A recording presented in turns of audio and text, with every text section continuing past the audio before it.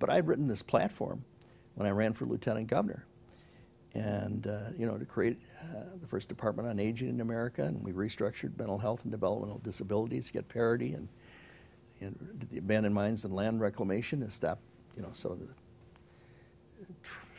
the horrific kind of stuff that was happening environmentally. There was 13 major bills that I had during the time I was lieutenant governor. I took every one of them to Walker. He told me to get lost all 13 times. And then I just wrote to everybody in the legislature on both sides of the aisle and asked them if they wanted to be co-sponsors.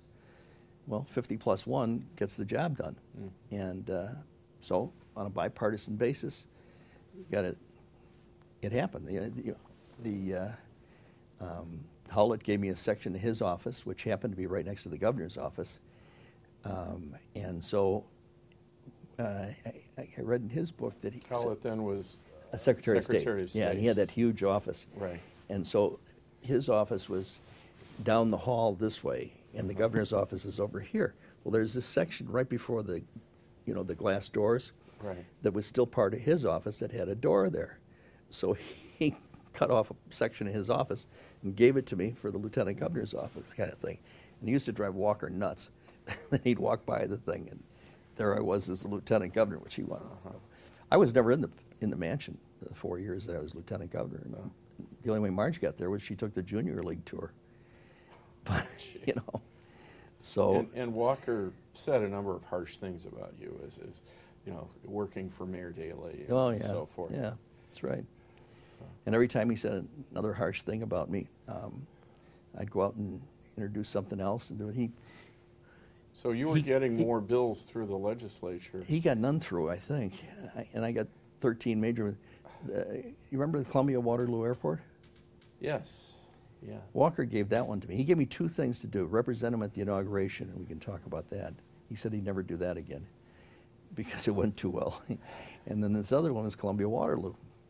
Well, Columbia Waterloo was it was 4 times the size of O'Hare, 32,000 jobs.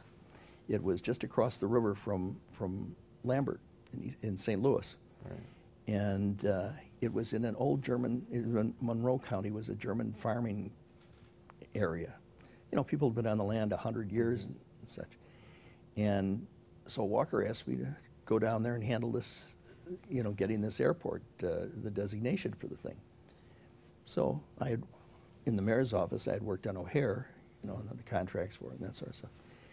So I go down there, and it's Thursday morning, and it's raining and cold. I go into the courthouse in Monroe County, and here are, I don't know, it was 100 or 200, but they were the maddest farmers you've ever seen. I mean, they were just, they'd been on the land, their fathers before them and their grandfathers, and they wanted the state of Illinois to toss them off their land about as well, you can imagine how much. So I was about as unwelcome as you can imagine. So in any event, what I said to him, that's when I said, I come from a little town called Rogers Park, Chicago. I understand how you feel because I live in exactly the same place within 2 blocks of what I grew up in. The same stuff, the same kind of things we have. You know, and if somebody uprooted me, I know how I'd feel or did that in my community. And I understand what you're saying, but I think if you saw what happened to O'Hare and to the city of Chicago, as the economic pull went to the Northwest, by placing it Northwest, the economic pull went to the Northwest. All of that development and all the economic benefit that it's brought to the city, you know, in the years since O'Hare has been open, has been phenomenal. Well, you got downtown St. Louis that's dead. Lambert, the airspace was clogged. It was useless, a terrible place to fly into. I said, if we build it over here in Illinois, then the development will come across downtown St. Louis, and that'll be revitalized. And at the same time, it'll be, you know, the best thing that could possibly happen to Monroe and Madison County, Madison, St. Clair, and Monroe counties. And I said, as far as the farming is concerned, I said, what I think we should do is instead of trying to beat this thing, we should take the University of Illinois. There was Dean Bentley was the dean of the School of Agriculture at the University of Illinois, which was, you know, regarded as maybe the best one in the country. And that's where they had developed the soybean. I mean, that's where the soybean came from, was the agricultural school at the University of Illinois. And to try and help solve the problems of famine in India. That's how they developed it. In any event, I said, look, we can get the best minds in agriculture and the major firms that deal with agriculture and develop a model plan that you'll have any say you want to have in it, you know, and how it's to be developed, so that you're moved as little as possible in keeping with allowing this thing to be developed, and at the same time, you'll get top dollar for your land in condemnation, because I handled that. I bought the largest number of parks in the history of the park district, I guess. Right. I said, you get the best money for your land, and we'll redevelop you nearby in the state-of-the-art modern farm community, which would be terrific for your kids and their kids going forward. So they were willing to give it a try, and it was a fascinating experience. I went. The people I was dealing with was the Nixon administration. In fact, one of the guys that I was dealing a lot with was Alec Butterfield, who was the guy who went in and with Rosemary Woods, you know, testified that the tapes were in existence. He was the head of the FAA. But Dean and, I mean, all those guys, you know, were the people that I was dealing with. Tom Kluczynski was a friend of my dad's. Not Tom, John. Call him Johnny Clue. And he was sort of Dan Rostenkowski's kind of godfather in a certain sense as well. And my dad and he had played cards together. You know, there's a lot of gin rummy that was played in those days, and pinochle and what have you. So I went to see him because he was the head of the Committee on Transportation, and enormously powerful. He was a card playing pal of Lyndon Johnson's, and Sam Rayburn and the whole thing, and he was one of the deans, you know, one of the guys in the Congress that really meant something. And this thing was under his jurisdiction, this airport siting and everything. And so we got the designation finally. In fact, it took 2 years, and Coleman was the Secretary of Transportation. And he and I met in St. Louis and signed the documents for the state of Illinois to have the designation in Monroe County. And then that's when I left office, because I had gotten, you know, linked with Mike, and Jim Thompson, and he were running against one another. And then Tom Eagleton was the senator over in Missouri, yeah, and he went very aggressively after it to Carter to get it killed in Illinois and over into Missouri. And I don't think Adlai, he never talked to me about it. I don't know how much he did about it. I know that Mayor Daley wasn't very happy with me about it, because he thought, you know, once it was there, it would take away from O'Hare. So I think Adlai just sort of took a pass on it, but I'm not sure of that. But in any event, we lost it. The state lost it. And it was a shame, because it really would have revitalized that whole area. But that was one of the 13 things that I mentioned that I got accomplished. So by the end of the 4 years, I was leading Walker in the polls by 14 points, and more, which was more than Howlett and Dixon were had them. And I went to see the mayor, and I told him I'd like to run for governor. And he said, "Let me think about it." So, and then he subsequently told me that he didn't think it was such a good idea, because Mike Howlett had deeper roots in downstate Illinois and relationships and what have you. Well, he was very popular in downstate Illinois, but I'd always run from south-north. Every campaign that I was ever around, I ran from south-north, so I figured I was always going to get double-crossed up here. You know, I was seldom disappointed in that subject.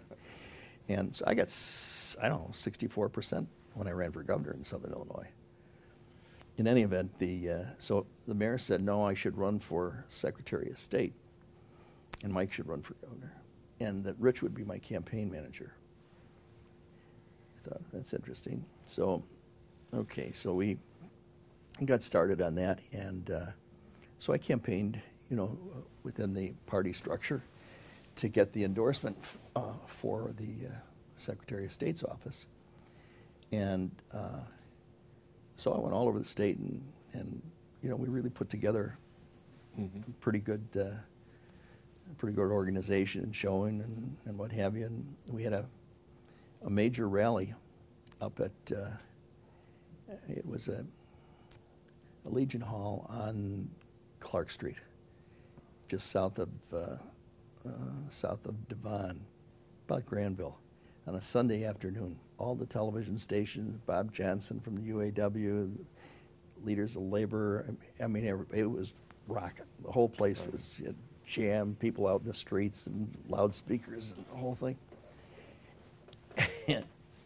and so we, as best we could tell, we had about 80% of the vote, going into the next day. And so I get home that night, and I get a call from a guy. And he says there was, I did a fundraiser for Alan Dixon. And he said, Danny was here. Danny and Alan were friends from the legislature, Russ and Kowski. And he said, I'm sorry, I take that back. Dan called Alan at that party. So Alan took the call in this guy's house, and he was the other guy in the room. So he tells me that what the call was about was, he says, Alan, he said, you got to have, some,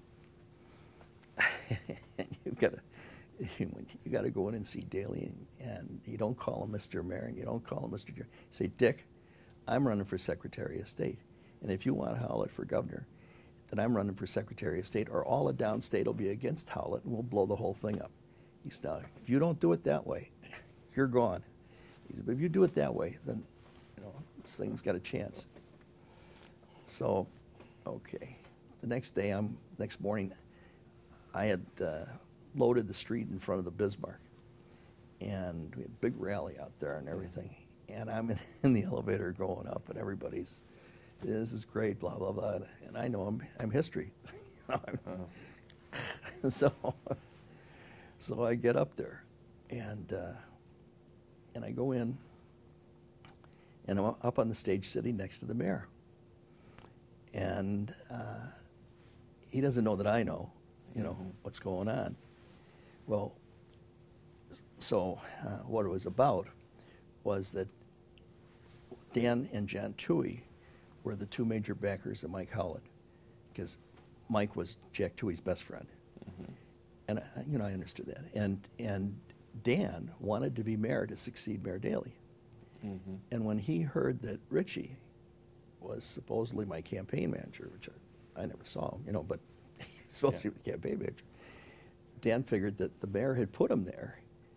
It was putting me in as Secretary of State to provide the fundraising and the patronage base to help Richard in the race for mayor. So that's why Dan had to stop me, not because he didn't like me. So, okay. So I know this, and the mayor doesn't know I know it. I'm sitting next to him. So, okay,